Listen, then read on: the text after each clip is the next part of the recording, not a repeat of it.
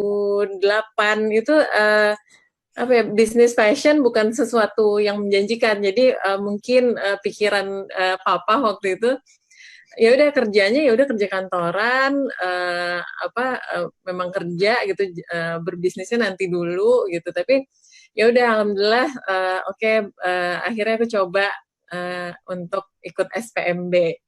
Nah, ikut SPMB, alhamdulillah lulus dan aku menyelesaikan selama 4 tahun. Ya, alhamdulillah nilainya cukup, dan setelah itu minta lagi ke papa gitu. Boleh nggak dikasih izin untuk ke Jakarta? Karena memang pengen gitu, kayak sepertinya memang passionku itu adalah di fashion ini gitu. Alhamdulillah dikasih izin untuk berangkat ke Jakarta. Mungkin dulu kalau tahun 2000-an, 2006 2006 gitu, agak sulit gitu melepaskan anak gadisnya ke Jakarta merantau gitu. Nah, alhamdulillah dikasih izin di Jakarta tinggal sama tante, adiknya papa. Terus ternyata setelah dijalanin, ya Allah ini memang yang selama ini aku cari gitu. Ini ternyata memang passion yang ini nih emang seneng gitu, pelajaran tentang bisnis fashion, tentang itu. Tapi tetap pelajaran waktu di ekonomi dulu nggak ada yang sia-sia, itu dipakai sampai sekarang gitu. Dan alhamdulillah brand ini dimulai di tahun 2009, benar-benar coba sendiri dari modal yang sangat terbatas dari orang tua. Terus di tahun 2010 aku ketemu sama Pandu Rosadi, adalah suamiku sekarang, dan start di 2011 kita menjalankan bisnis ini bersama. Dan alhamdulillah sudah berjalan sampai tahun sekarang.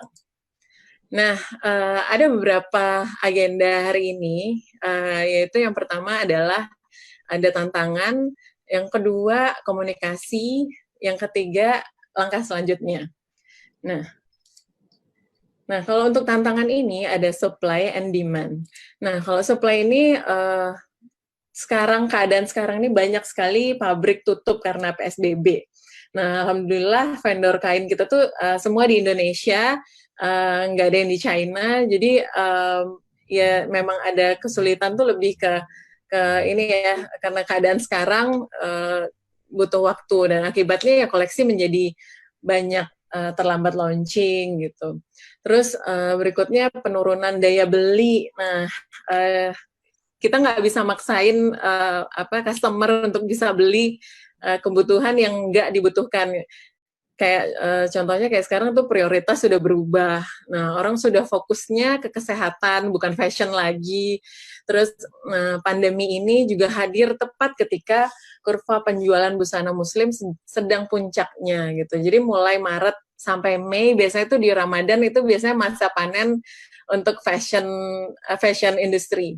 Nah, akibatnya target sales kita menurun sampai 40%, dan sehingga sekarang masih banyak sisa-sisa produk baju lebaran gitu. Biasanya bisa terserap dengan baik. Nah, tahun ini pastinya sangat menurun. Terus banyak juga event-event promo batal dilaksanakan. Nah, termasuk rencana fashion show di Padang yang memang waktu itu kebetulan di koleksi Ramadan ini aku membawa temanya Nagari. Nah, Nagari itu tentang kerinduan akan kampung. Jadi kayaknya pas sekali memang di launching di Padang, karena itu motif songket. Terus memang ternyata apa yang kita ceritakan di koleksi itu tuh beneran jadi kenyataan gitu. Beneran jadi rindu akan kampung karena nggak bisa pulang kampung. Gitu. Terus ada lagi demand. Nah, kalau demand ini karena di rumah aja, jadi frekuensi kita bermain sosial media menjadi semakin meningkat. Nah, akibatnya demand ini terhadap busana lebaran tetap ada meskipun di rumah aja, karena orang tetap ingin sehat secara mental dan bahagia. Nah, fashion adalah salah satu caranya. Nah, ada banyak aktivasi yang kita lakukan melalui sosial media, Instagram, dan yang lagi hit sekarang ada TikTok gitu. Pasti teman-teman di sini semua tahu. Terus berikutnya kita bikin beberapa virtual fashion show.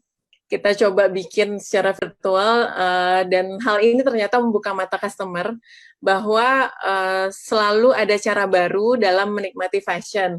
Justru ini bukan bikin kita tuh lagi jadi lebih kreatif lagi, jadi otak nih kayaknya nggak berhenti mikir gitu.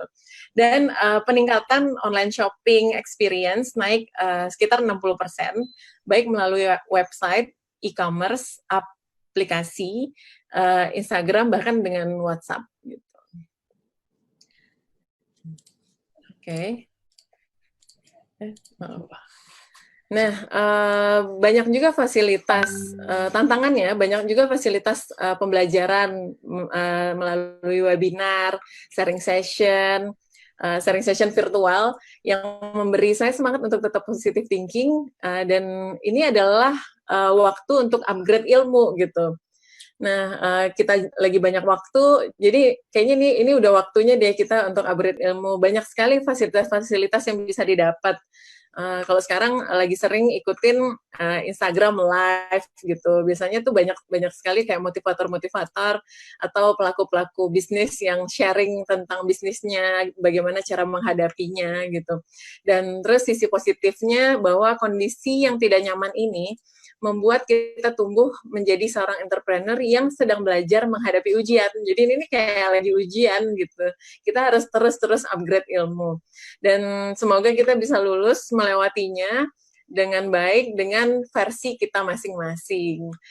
Terus tantangan berikutnya adalah ya support keluarga, itu membuka mata ini bahwa sangat penting sebagai fondasi utama dalam menjadi entrepreneur.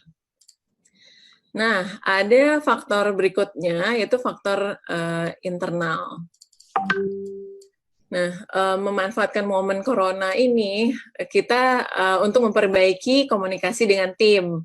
Nah, yang pertama menjalani misi perusahaan. Jadi kayak misi perusahaan tuh ini kayak udah saatnya nih kita jalankan sekarang gitu. Yang kedua mengajak karyawan untuk ikut ambil bagian di proses ini. Contohnya kemarin kita bikin program karena sales sangat menurun, terus apalagi ya yang harus kita lakukan gitu. Nah, sekarang kita membuat program diskon orang dalam gitu. Jadi kayak karyawan kita memang diajak untuk menjual baju-baju ini juga ke circle-nya mereka gitu. Jadi bisa cari strategi baru. Pokoknya berpikir terus gimana ya caranya biar kita bisa tetap berjalan gitu. Nah, kita juga ada Employee Assistance Program. Nah, itu adalah membantu karyawan untuk memberi fasilitas agar bekerja work from home-nya tetap lancar. Nah, seperti memberi tambahan kuota, terus laptop, dan fasilitas-fasilitas lainnya. Nah, untuk eksternalnya, kita membuat banyak program promosi. Contohnya ada yang sudah pernah kita lakukan, hari belanja brand lokal. Terus yang kedua ada flash sale di website, terus ada fashion show from home, terus nextnya virtual press conference ke media. Ini juga menarik, jadi kita mengundang media-media di seluruh Indonesia untuk kita kasih tahu apa aja sih program-program kita gitu, dan ternyata memang media sangat membutuhkan informasi tentang cara kita menghadapi COVID ini gitu. Nah, terus ada lagi Instagram live shopping. Ini juga sangat berpengaruh ya. Jadi ketika di Instagram itu ada live dan beneran jualan di situ, alhamdulillah responnya juga sangat baik. Jadi itu salah satu yang kita jagokan sekarang juga. Dan juga melakukan kegiatan sosial. Yang pertama ada namanya Langkah Berbagi. Itu program kita yang memang inisiasi dari brand Ria Miranda, tapi dilaksanakan juga dengan Ria Miranda Loyal Community. Jadi alhamdulillah Ria Miranda juga ada satu community yang memang pencinta baju Ria Miranda di seluruh Indonesia, dan alhamdulillah sangat support di Langkah Berbagi ini.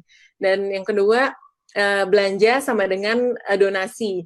Jadi di koleksi Lebaran kemarin, tepat awal-awalnya COVID ini, kita muter otak gitu. Ini kayaknya nggak relevan ya kita menjual baju, terus keadaan orang lagi sulit. Tapi gimana kita harus menjual baju ini karena memang sudah kita planning kan di 1 tahun yang lalu gitu, dan dan memang di kantor harus tetap berjalan kan gitu. Akhirnya memang bikin program belanja sama dengan donasi. Dan maksudnya misalnya setiap pembelanjaan satu piece baju sama dengan kamu menyumbang 5 APD dan 10 masker gitu. Jadi setiap teman-teman itu adalah berdonasi. Jadi alhamdulillah itu juga responnya juga sangat baik, karena teman-teman bilang, yang customer yang belanja bilang ya alhamdulillah dengan beli baju kita bisa berbagi juga gitu buat teman-teman garda depan. Dan inspiring talks juga ada, kita bikin kajian virtual, solusi parenting, dan banyak narasumber-narasumber lainnya. Dan yang berikutnya ada managing cash flow. Kita mengatur lagi uang masuk dan keluar, dan kita memastikan apakah dana operational expenses ini bisa bertahan hingga Desember 2020. Jadi banyak sekali memang yang kita lakukan gitu, emang muter otak gitu ketika COVID ini berjalan, dan negosiasi dengan vendor-vendor terkait dengan proses pembayaran gitu yang memang lagi sulit, dan buat skala prioritas mana yang must have dan nice to have. Nah, berikutnya kita retargeting. Retargeting ini kita melakukan budgeting ulang untuk mengatur cash flow. Nah, target ulang sales 2020 bahkan kita turunkan gitu. Jadi kalau kita punya target yang tinggi, tapi sebenarnya realitanya sulit gitu. Jadi akhirnya kita kayak harus turunin target di tahun ini gitu. Karena itu kayak bikin semangat tim juga gitu, karena nggak terlalu tinggi. Dan production cost juga ditekan, akhirnya kita jualan jumlah produksinya dikurangin, target ulang sales fokus kepada pembuatan produk-produk yang relevan dan sesuai dengan kebutuhan saat punya ini. Target yang tinggi, nah tapi sebenarnya kemarin kita coba bikin sulit gitu, jadi akhirnya kita produk-produk yang jadi sebenarnya di abis gitu. Lebaran ini udah karena mau keluar satu koleksi, bikin semangat tim koleksi baru gitu, lagi, karena tapi kita keep dulu, kita pending dulu pas ngelihat koleksi ini kok kayaknya nggak relevan ya. Aku sendiri nggak mau pakai gitu ketika di rumah baju ini.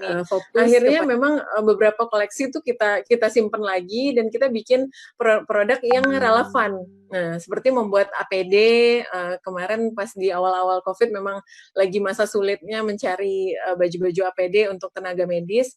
Terus membuat masker non medis dari kain-kain pattern dari Ria Miranda, dan bikin baju home dress. Jadi ini juga salah satu inovasi. Ternyata home dress itu adalah salah satu yang sangat dibutuhkan oleh ibu-ibu saat ini gitu. Juga ada jilbab instan yang kita print gitu, dan kita bisa tetap tampil cantik untuk bekerja dari rumah. Dan baju olahraga juga salah satu yang dicari saat ini. Berikutnya membuat produk gaya hidup sehat seperti hand sanitizer, antibacterial spray, juga hand wash. Jadi kita bikin satu package di dalam satu box juga lengkap dengan maskernya. Dan yang terbaru kita membuat baju memasak apron yang dilengkapi dengan bumbu dapur instan gitu. Karena kebetulan ini lagi suka masak. Pasti ibu-ibu di sini juga banyak sekali hobi-hobi barunya, ada yang suka berkebun, memasak gitu. Jadi kondisi ini membuat kita makin lebih kreatif gitu. Mbak Eka, mungkin itu dulu yang aku sampaikan. Kalau ada pertanyaan boleh silahkan. Kalau ada yang kurang mohon maaf kalau ada yang kurang jelas. Terima kasih. Oke, terima kasih Uni Ria Miranda. Jadi kita sudah sama-sama mendengar nih pemaparan yang telah disampaikan oleh Uni Ria. Ternyata Uni Ria ini juga sudah memplanning event khusus untuk Sumbar. Jadi sebetulnya menarik kalau seandainya COVID nggak ada gitu ya Uni ya. Tapi ini boleh di-schedulekan lagi Uni, kapan event untuk Sumbar ini mau diadakan lagi? Gimana Pak Wagub, amannya gimana gitu. Kita tunggu kabar dulu aja. Oke, baik. Akan siap gitu kalau keadaan menentukan gitu, karena ini para ahli kita masih menyatakan masih belum bisa aman gitu. Tapi yang jelas aman itu tahun depan insya Allah. Tapi bisa aja nanti kita kan November itu kan akan ada MTQ. Nah, itu juga butuh banyak baju muslim itu tuh nanti itu. November itu tanggalnya 12 kalau nggak salah saya. Tadi ada surat baru tanggal 12 November itu pembukaan. Butuh November itu pasti tidak diundur lagi itu. Ya, insya Allah itu. Jadi mungkin beginilah Agustus lah saya rasa sudah mulai produksi lah. Kita juga ingin cepat juga Sumatera Barat ini. Mudah-mudahan nggak lama-lama lah gitu ya. Karena memang terpuruk sekali nih UKM kita. Amin, amin. Mudah-mudahan segera berakhir ya Pak Wagub. Ini dia ini seperti yang gini nih yang kita harapkan. Jadi benar-benar generasi muda kita ini cobalah kita seperti Miranda sama Ria ini belajar sama Ria ini kan nutan tangan gitu. Setiap dia pegang kayaknya jadi produk. Pegang dapur jadi bahan-bahan gitu. Setiap dipegang dia luar biasa. Terima kasih, selamatlah. Salam sama Bapak ya. Ya, terima kasih Pak. Ya, teman main tenis itu beliau. Iya, makasih ya. Ya, lagi nonton ini pasti Bapak. Ya. Terima kasih Pak Wagub, terima kasih Uniria Miranda. Kemudian ini juga saya yakin pastinya juga banyak pertanyaan yang ingin ditanyakan oleh pelaku UMKM kita dan pastinya fansnya Uniria Miranda nih. Maka kami persilahkan kepada Bapak Ibu yang ingin bertanya bisa menuliskan pertanyaan di kolom chat dengan menyebutkan nama, asal, dan instansi.